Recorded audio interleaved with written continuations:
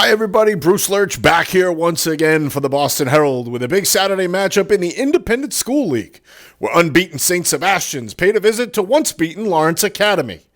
The Arrows' #1 goal on this day was to do anything they could to stop the Spartans' star running back, A.J. Dillon. And that's a task that looks a lot easier on paper, as the Lawrence Academy workhorse got himself going early and often. After a good run here by quarterback Jake Cassidy to get it down inside the 5-yard line, Dillon takes a pitch to his left and plows through a pair of defenders at the goal line for the touchdown. St. Sebastian's was playing without injured fullback and linebacker Blake Gallagher, and they kept the ball in the hands of its quarterback Tommy Seidel. Watch here as Seidel shakes off a few tacklers at the line of scrimmage, bounces outside to end up with a big gain for the Arrows. Next play, Sebs with the bunch formation as Seidel throws it to wideout Jack Frizzoli in the left flat. Frizzoli would take care of the rest, spinning off of a would-be tackle and getting to the rack for a 34-yard touchdown. With the Arrows keying heavily on Dillon, Lawrence Academy did an excellent job of mixing things up offensively to keep the Sebs defense on its toes. The Spartans got a big gain on a jet sweep from wideout Dimitri Jackson, and then a throw from Cassidy to tight end Jacob Bixco that helped set things up once again for Dillon, who went through from the 5 like a hot knife through butter for the score. Midway through the second quarter now, after the Spartans' D held on 4th down, Cassidy hits wideout Sharon Dailey-Harris on a slant off the line, and Dailey-Harris goes rack city. It's 63 yards in all for the touchdown, and that would push the Lawrence Academy lead to 21-7. A lot of people sometimes think that we're only a run team, but we have a great receiving core. Jake Cassidy is fantastic. I think we definitely showed that we can do more than one thing.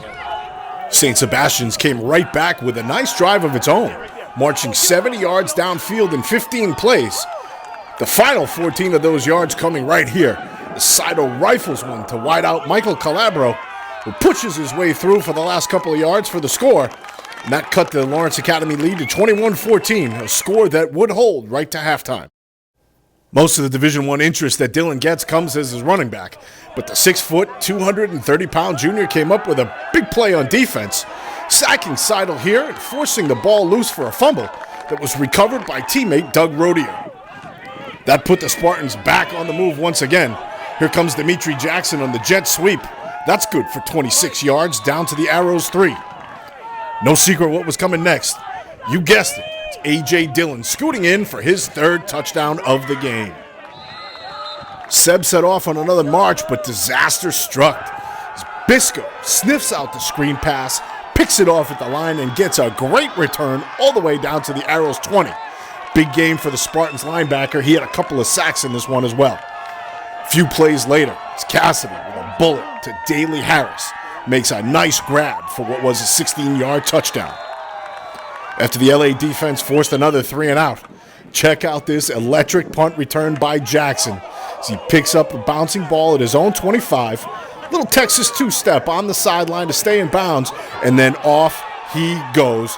Jackson down the left sideline, racing hard, one last man to beat, which he does, and it's rack time. Jackson completes a 75-yard punt return, not all but put this one out of reach at 40-14. Dillon came up with the longest play of the night in the 4th quarter as he broke off an 87-yard touchdown run.